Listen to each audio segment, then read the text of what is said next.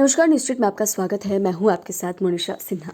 लोकसभा चुनाव नज़दीक आ रहे हैं। ऐसे में जहां तमाम पार्टियां अपनी अपनी तैयारी में लगी है, तो वहीं बीजेपी ने भी अपना चुनावी एजेंडा सेट कर लिया है। आपको बता दें कि जहां एक तरफ 22 जनवरी को अयोध्या में राम मंदिर का उद्घाटन होने वाला है और पूरे देश भर की नज़र इस पर होने वाली है, तो कहीं ना कहीं बीजेपी ने इस राम मंदिर के उद्घाटन से तमाम जितने भी सनातन धर्मी वाले लोग थे उन्हें ये बड़ा तोहफा दिया है और कहीं ना कहीं उन तमाम हिंदुओं का एक वोट बैंक जो है वो भी रिजर्व किया है।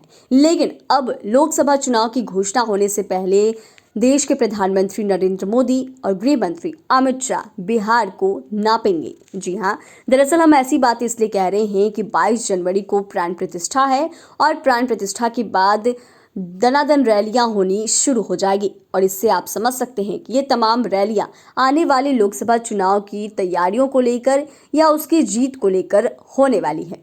दरअसल लोकसभा चुनाव की तारीख घोषित होने से पहले बीजेपी बिहार में फुल माहौल बनाने की तैयारी में है। इसके लिए प्रधानमंत्री नरेंद्र मोदी और गृह मंत्री अमित शाह से लेकर बीजेपी के बड़े नेताओं की दनादन रैलियां होंगी।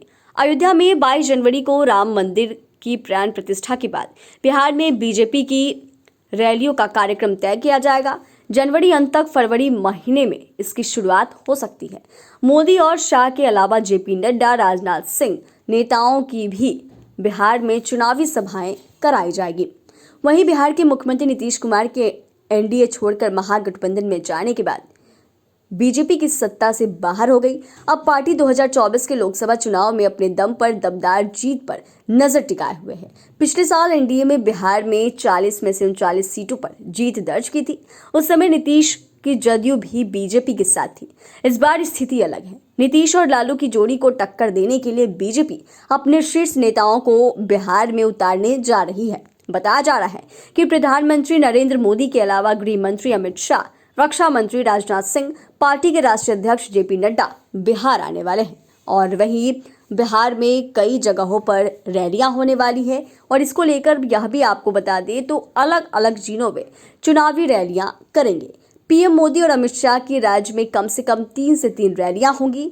ये सभी सभाएं लोकसभा चुनाव की घोषणा से पहले कराने की तैयारी है, क्योंकि चुनाव घोषित होने के बाद मोदी, शाह, जेपी नड्डा जैसे बड़े नेता अन्य राज्यों में भी चुनाव प्रचार पर जाएंगे। वहीं आपको बता दें तो अयोध्या में प्राण प्रतिष्ठा होने के बाद पार्टी आलाकमान इन रैलियों की तारीखों को फाइनल करेगा। इसके अलावा आरजेडी के यादव वोट बैंक में सेंधमारी के लिए बीजेपी मध्य प्रदेश के सीएम मोहन यादव को भी बिहार में चुनाव प्रचार पर उतारेगी। इसी महीने पटना में उनका स्वागत कार्यक्रम है और इसके जरिए बीजेपी कृष्ण भक्तों को साधेगी।